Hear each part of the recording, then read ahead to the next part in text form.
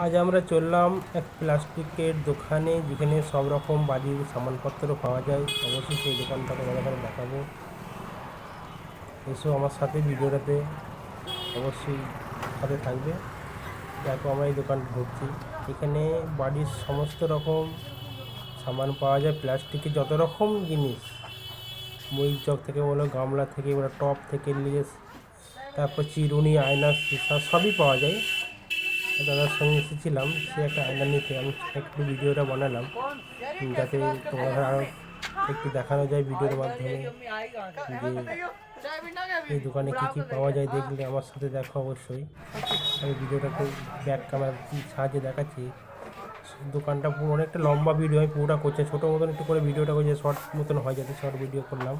এই দাদার সঙ্গে এসে সিসা নিয়েছে, আয়না নিয়েছে, পয়সা দিচ্ছি। দাদার সঙ্গে এসেছিলাম, দাদার সঙ্গে একটু ভিডিওটা আমি করে নিলাম।